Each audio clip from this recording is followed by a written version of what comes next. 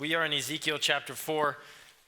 Now this may be, I said to you last week that this week was going to be weird. This may be the most difficult part of this book to interpret. Some of you may argue with me on that when we get to the end of the book, the last 8 chapters or so, but at least here, this is a doozy. So we're going to do the best that we can to work through these verses. Here's what I need you to do when you approach texts like this. The goal when you approach texts that are difficult and complicated to understand, the goal is not pride. The goal is not to approach these texts and say it has to be this way or it has to be that way. Legalism, dogmatism, staunchness.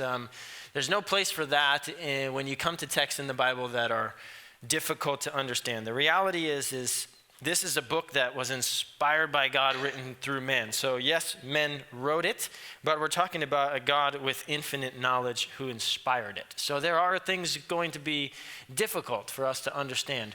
So when we just go at texts like this, please be open-minded, please be humble. What we need to do is go at these texts and do the best that we can, but not draw hard lines in the sand, because there's just simply too many variables to do that. Now, here's what I don't want you to hear me say when I give you that warning. Don't hear me say that this passage has 10 different meanings and you just read it however you want to read it, and it just has whatever meaning to you that you want it to have, and I'll let it have whatever meaning I want it to have to me. That's not what I'm saying. This text has a meaning, and when we get to heaven and we'll talk with God, or possibly Ezekiel if he had a clue what he was writing, and we'll ask them and they'll tell us what the meaning of this text was. So I'm not telling you that this text has endless meaning. When texts have endless meaning and it just means whatever you want it to mean to you and it means whatever I want it to mean to me, then it's meaningless because it means anything to anybody. The text has a meaning, but this text meaning is difficult to find. So when I say be humble and be open-minded, I mean be humble and be open-minded, but rest assured there is a correct meaning of this text. God will one day tell me if I'm correct about this morning. Verse 4, Ezekiel chapter 4, verse 4. We left off last week at verse 3. These sign acts go together. And so they all work together. You'll see that as we go. This week, we'll go with last week, and these 2 weeks we'll go with next week, and they all kind of go together. Ezekiel is doing street dramas, plays. He's acting out what is going to happen to Israel. He's acting out possibly the iniquity, the sin of Israel that's causing these events. I think that's what we're going to look at today. And he's acting these out via signs for the people of God who are in exile. So that's where we are, Ezekiel chapter 4. And I'm going to give you, starting off in these first 3 verses, we're going to read 4, 5, and 6. And I'm going to give you 3 reasons as to why these 3 verses are difficult. And it might make your head spin. It made my head spin, okay, when I was looking at it and trying to figure it out. So if it makes your head spin, that's normal, because these verses are crazy. And what I need you to do, I say that to you to get you to try to pay attention. For the next 10 minutes or so, we're going to nitpick a little bit, but I need you to stay focused with me. We're not going to stay in seminary, okay, forever, okay, for the next 30 minutes, because half the room will be asleep with me. So we are going to zoom out, and we'll give you some application from the text that will be easier to understand than the details. But if I take a text that's highly, highly complicated and I give you surface level and dumb it down and just give it to you, you're going to walk away feeling like, I feel like there was a lot more there to the text. And we might not answer all the questions, but I want to do justice to the complexity of it. So I am going to look at some of the details, and then we're going to go big, and hopefully you'll get something out of it by the end. So Ezekiel chapter 4, verse 4, stick with me here, and we'll see if we can't make your head spin off its axis here for just a second. As for you, God saying to Ezekiel, as for you, lie down on your left side, lay the iniquity of the house of Israel on it. You shall bear their iniquity for the number of days that you lie on it. Verse 5, for I have assigned you the number of days corresponding to the years of their iniquity, 390 days. Thus you shall bear the iniquity of the house of Israel. Verse 6, when you have completed these, you shall lie down a second time, but on your right side. Bear the iniquity of the house of Judah. I have assigned it to you for 40 days, a day for each year. Okay, so first question. First reason why this is a bit difficult to understand. The question is, are we looking at two separate nations or are we looking at one nation? So when you read through the text, it seems really simple. Anthony, it's two nations, the house of Israel, the house of Judah.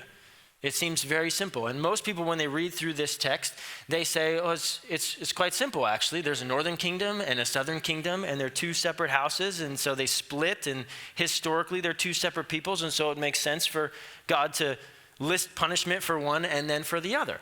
And that would make sense, except for the fact that in the whole rest of the book of Ezekiel, the house of Judah and the house of Israel are used interchangeably. Even when we get to chapter 5, the very next chapter, what you'll see is the list of things that the people of God have done wrong are all about Jerusalem this and Jerusalem that. You've done this, you've done that, your city's going to be sieged. But then you'll also notice in chapter 5 that the punishment then goes to all the house of Israel. So the indictment is against Jerusalem, but the punishment goes to all the house of Israel. Jerusalem is the capital city of Judah. And then all throughout the rest of the book, chapter 8, chapter 25, 26, 27, 28, the house of Israel and the house of Judah are used interchangeably. So the question becomes, in this text, are we talking about two different nations or are we talking about one nation? And I think the answer is yes, which makes it so difficult. So here's what I think Ezekiel's doing in the book. I think he's just holding on to that tension. Nationally, physically, these nations are separate. They split from each other a long time ago. There's 10 tribes in the northern kingdom, Israel. There's 2 tribes in the southern kingdom, Judah, and they split nationally a long time before this. So I think that when this text describes the house of Judah, the house of Israel, it's a very real reality. Physically, these nations are separate. But when the northern kingdom split from the southern kingdom, it was God who said to Jeroboam, I took 10 tribes and I'm giving them to you. And then all throughout the rest of the history as it's recorded, they're still called the people of God. So here's what I think we have. 2 nations, 1 people of God. Nationally, they're separate. And so in this text, the house of Judah, the house of Israel. But for the rest of the book of Ezekiel, 1 people of God. The house of Israel, the house of Judah, used interchangeably. It's weird throughout the book. In English, we don't do these kind of things. I want to give you this analogy to maybe help you understand, hopefully. Say a husband were to come to me and he were to say, I'm thinking about dating and I'm thinking about dating to get married. And I said, oh, okay. And he said, well, the reason I'm coming to you to ask you if that's okay is I was divorced. And so I'm thinking about dating and get remarried. And I said, okay, well, why is that concerning to you? And he says, well, I don't really know. I'm coming to you and making sure that's okay. And I said, okay, was there unfaithfulness in the marriage before? Was there adultery or, some sort of unfaithfulness? He said, no. Okay. What, are you a Christian? Yes, I'm a believer. That's why I'm coming to you. You're the pastor. Okay, your wife, was she a believer? Yeah, as far as I know, a believer. Okay, well, so your wife didn't abandon you. No, this was a mutual decision. Okay. Was it really bad? Was there a lot of tension, just abuse back and forth, and it was just really bad? Some people think that there's passages in the scriptures that teach that abuse is a grounds for divorce, some people. And he says, no, it wasn't. It was pretty mutual. We just fell out of love. We just went our separate directions. It was kind of mutual. I didn't love her, she didn't love me, and we decided we'd be happier with other people, and so we got divorced. At that point, I probably would say to him, look, the state of Arizona may say that you're divorced. I'm just not sure that God recognizes that you're not one flesh anymore, because your divorce, while finalized through the state of Arizona, God didn't give, we just fell out of love as a grounds for you to separate. So maybe what you should be doing instead of looking for someone else is reconciling with your wife. You see, by the state of Arizona, that husband and wife is divorced, but possibly in the sight of God, they're one. The nation of Israel and Judah are separate, but possibly for all the wrong reasons, they're considered still one people of God. And maybe Ezekiel is just holding on to that tension. And so as we read the book, it's weird because it seems like it's flip-flopping back and forth. And the reality is yes. The answer is yes to both. Okay, that one's the easy one to figure out. The next two are kind of weird. Second question, are we looking forward or are we looking backwards or are we looking at both? So let me read verse 5 and verse 6 again. For I have assigned a number of days corresponding to the years of their iniquity, 390 days. Thus you shall bear the iniquity of the house of Israel, and then the same for the house of Judah for 40 years. Okay, here's the problem. Iniquity has multiple meanings in the Hebrew. Iniquity can be the past sin that you've already committed behind you. In other words, he could be saying, lay on your left side for 390 days to signify that Israel for the last 390 years has been sinning against me. Then lay on your right side to signify for the last 40 years Judah's been sinning against me, past. But iniquity can also be the future punishment of the current sin. So in other words, he could be saying, lay on your left side for 390 years for the punishment that I'm about to deal out for their past sin. And then lay on your right side for 40 years for the punishment I'm about to deal out. So the question is, are we looking forward or backward? And then one guy was like, maybe it's both. Maybe it's 390 years backward and 40 years forward. I don't know about that. That's a stretch. But it is a real question. Are we looking forward or are we looking backwards? Lots of people have tried to figure out what the meaning of the numbers is.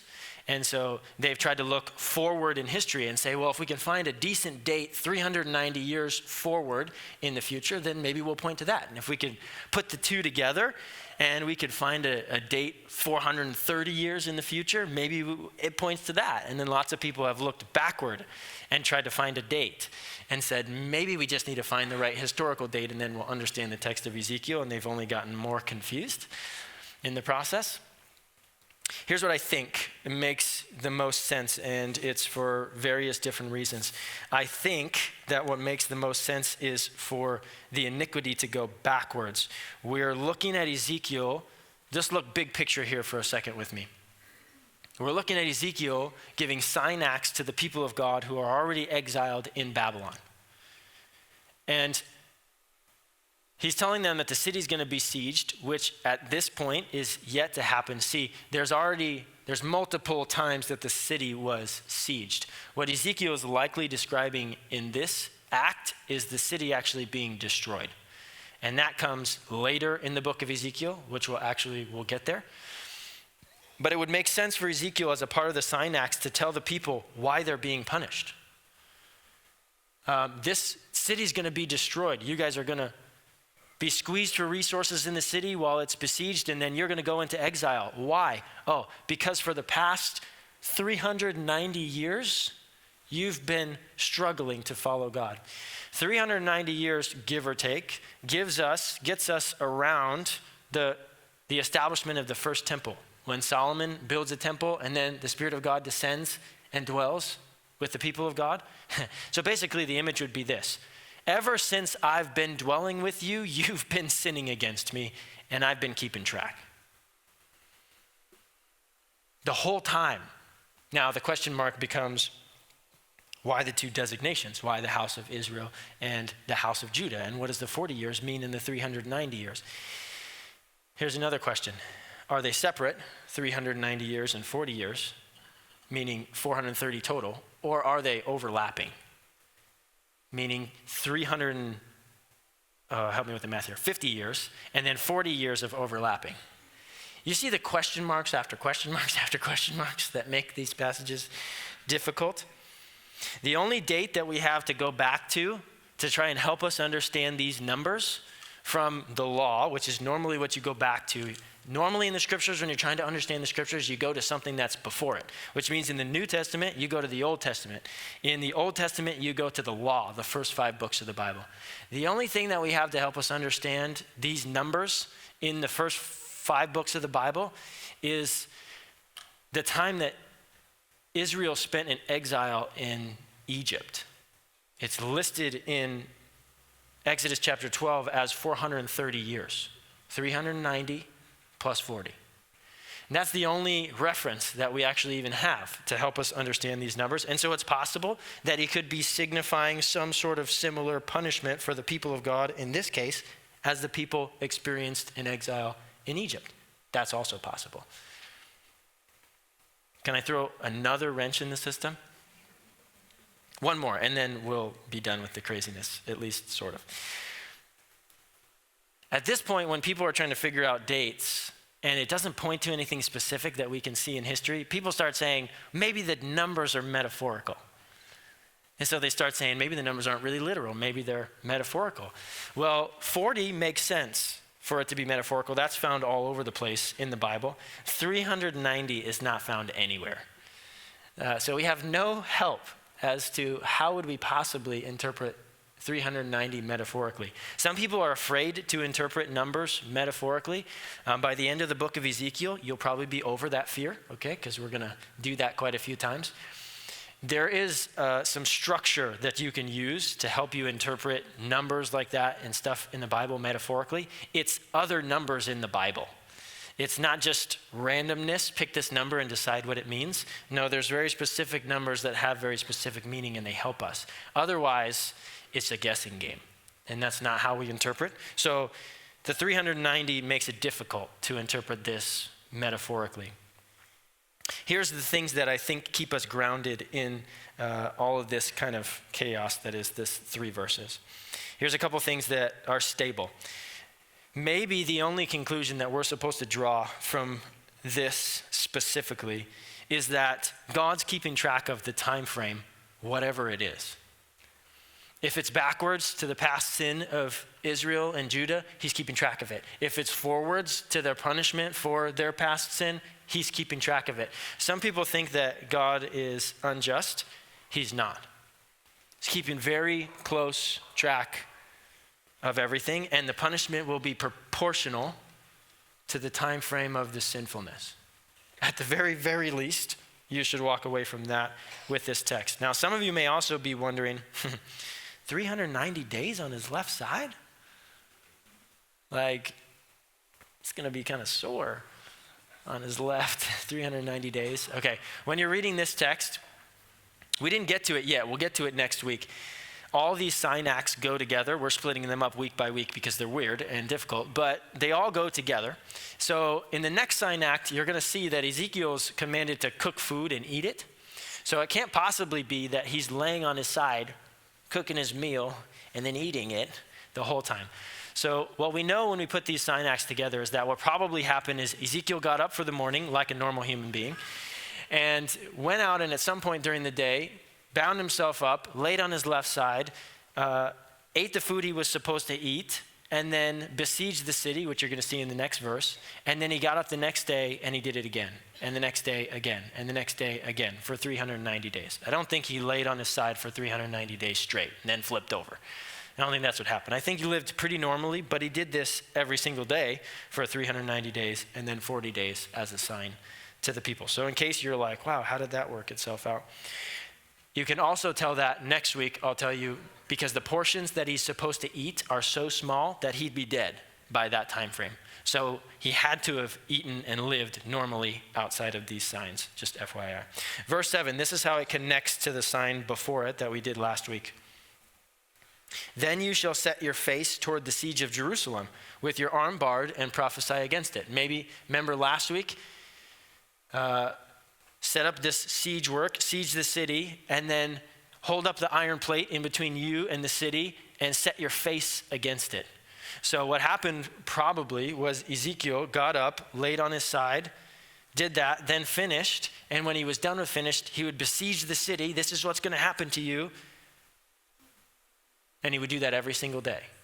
So put the sign acts together, and you're thinking, why did you put one before the other? Welcome to Hebrew. It's backwards.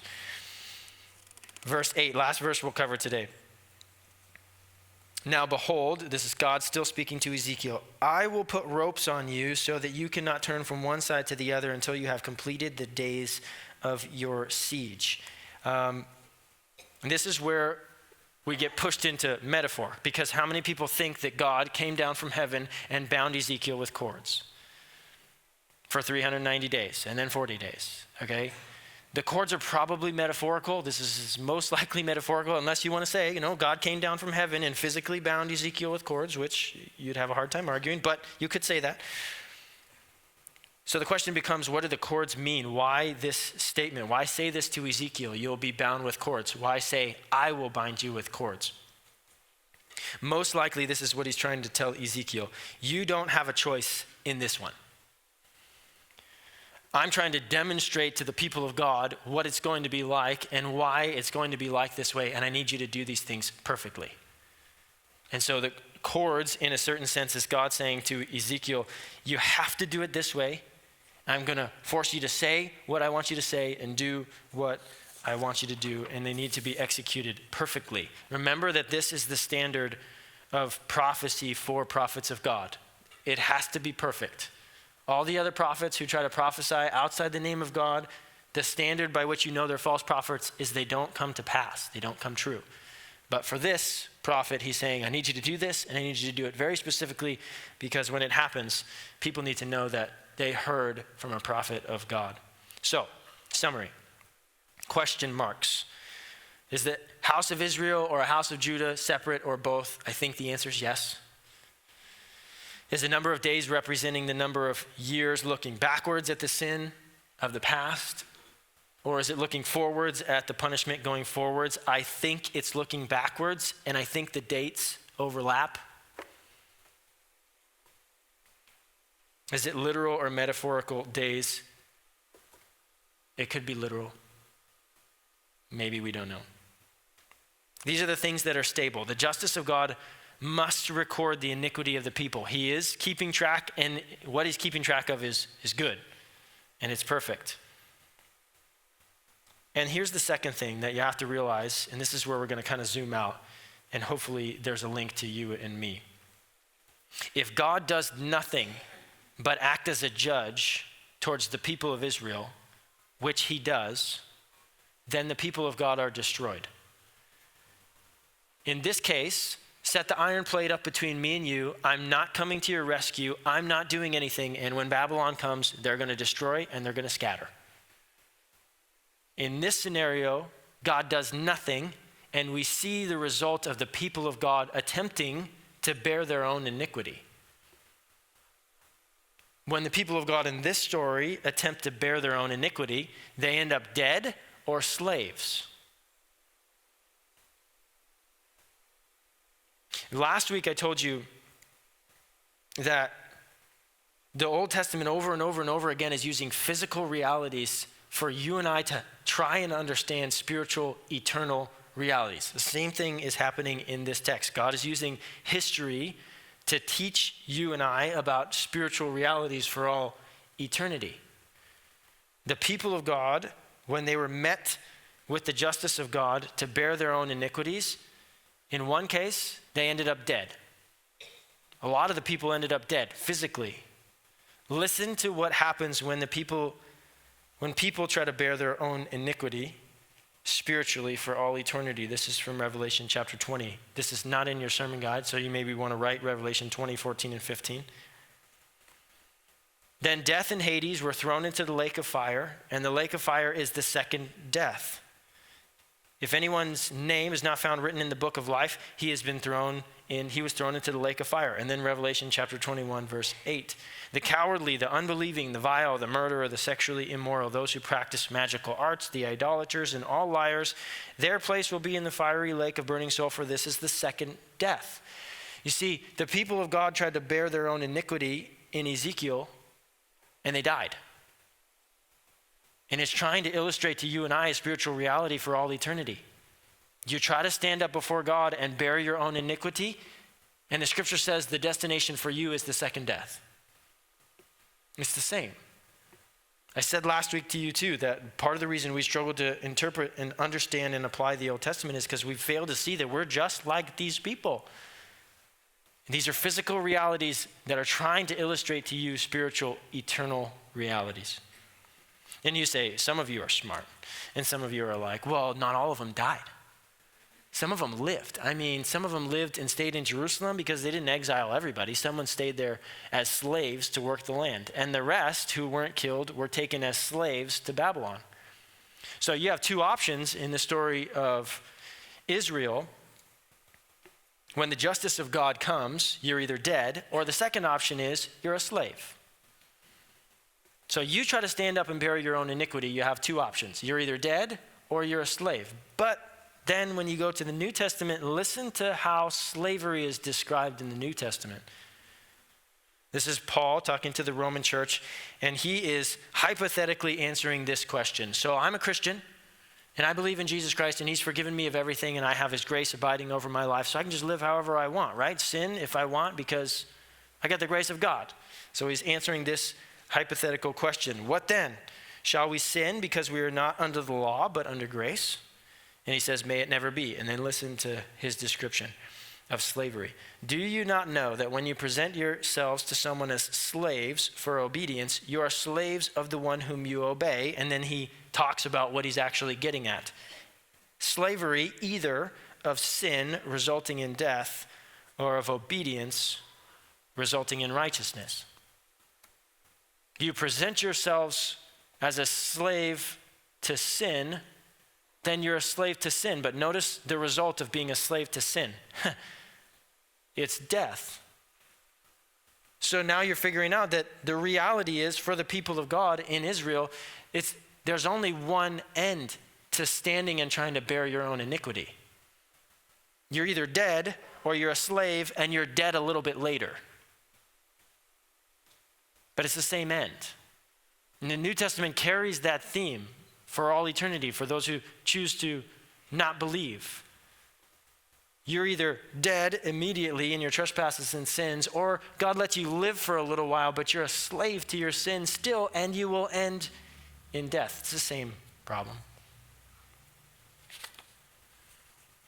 Last week I told you the only way not to end up like Israel with an iron plate between you and God is to let Jesus Christ mediate on your behalf, to let him go back and forth between God. He is God. He came to let him mediate between you and the Father.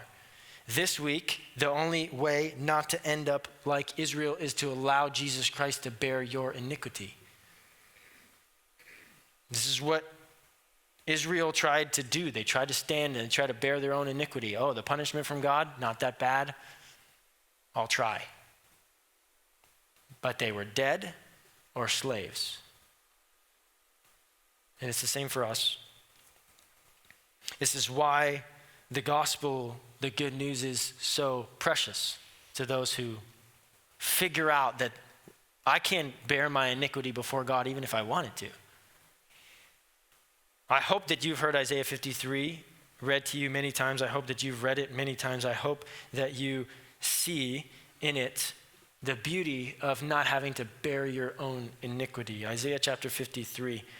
This is the prophet Isaiah speaking about the servant of God, who is also the Davidic king, who is also sent from God, who is also the servant of God. This is the description of him towards the end of the book. Surely our griefs he himself bore, and our sorrows he carried, yet we ourselves esteemed him stricken, smitten of God, and afflicted. But he was pierced for our transgression. He was crushed for our iniquities. The chastening for our well-being fell upon him, and by his stripes or scourging we are healed. All of us like sheep have gone astray. Each of us have turned to his own way, but the Lord has caused the iniquity of us all to fall on him. But the Lord was pleased to crush him, putting him to grief. If he would render himself as a guilt offering, he will see his offspring, and he will prolong his days, and the good pleasure of the Lord will prosper in his hand. As a result of the anguish of his soul, that is the servant, he will see it, God will see it, the anguish of his soul, and be satisfied. By his knowledge, the righteous one, my servant, will justify many as he will bear their iniquities. There's lots of descriptions of what the suffering servant does in Isaiah 53, but only the bearing of the iniquities of the people of God is repeated over and over and over. It's the one thing that we cannot do for ourselves. Because when we try to stand and bear our own iniquities, the only result for us is death or slavery unto death, which the Bible describes is the second death. Now, if you've been a Christian for a while, you're thinking to yourself, well, that's nice. I'm glad that it's buried there in the text. But reality is I learned a long time ago that I can't bear my own iniquities. I mean, that's why I'm here. That's why I follow Jesus. I know that he saved me, and I've known that he saved me for a long, long time. So that's nice and great for all the people who need to hear it. But there is for you reason for you to consider that Jesus Christ bore your iniquities and for that to be meaningful to you. So how is it helpful for you, again, to consider just for a minute this morning that Jesus Christ would bear your iniquities so that you don't have to? This is what Peter says in his letter. 1 Peter chapter 2. He's speaking to Christians. He says, "For you have been called for this purpose, since Christ also suffered for you, leaving you an example for you to follow in his steps." And a description of Christ, who committed no sin, nor was any deceit found in his mouth. He's talking about Christians suffering because Christ suffered. And then he's going to quote Isaiah chapter 53. "And while being reviled, he did not revile in return. While suffering, he uttered no threats, but kept entrusting himself to the one who judges justly. And he himself bore our sins in his body on the cross." That sins could be translated iniquities. "So that we might die to sin and live to righteousness. For by his wounds we are healed. You were continually straying away like sheep, and now you have returned to the shepherd, the guardian of your souls." And so it's helpful for you to consider the fact that Jesus Christ bore your iniquities, again, even though you've already received that and believed that, because the reality of your life is that you're supposed to be dying to sin and living to righteousness as a result of Jesus Christ bearing your iniquities. So when you hear that Jesus Christ bore your iniquities and you remember, yes, he did that for me, that should cause you to want to die to sin and live to righteousness, die to selfishness, die to lust, die to bitterness, die to addiction, abusiveness, anger, lying. It should stir something inside of you that says, he sacrificed everything for me and I couldn't do it on my own. And if it wasn't for him, I would be lost. So how could I possibly keep living in sin? How could I possibly keep living in rebellion when he gave everything for me? Peter says to his audience, he himself bore your sins on the cross so that you might live to righteousness and die to sin. Pray with me.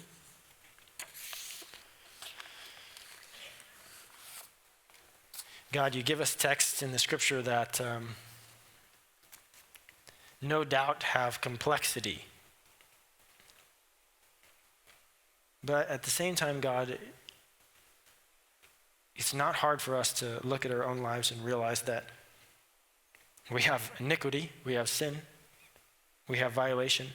And if we're wise, if we're smart, we look at these stories and we'd say, wow, I mean, if we're no different than the people of God in the Old Testament and they couldn't bear their own iniquity, then what makes me so prideful to think that I would be able to bear mine before you?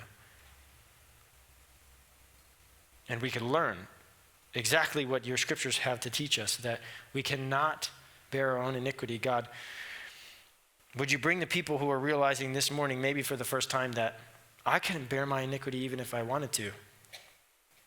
And if I try, I'll end up dead, the second death for all eternity. So I'd rather choose to let Jesus Christ bear my iniquity. I'd rather choose to follow him, trust him, serve him. And I want to be saved by God today. God, thank you that you're faithful to save any man, any woman who's willing to say that this morning, to make that commitment to you, to understand and to follow and to trust you from this day going forward.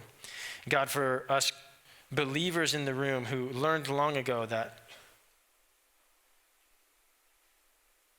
not only can we not bear our iniquities, but some suffered enough the consequences of their own sins that they've learned they don't want to bear their own iniquity.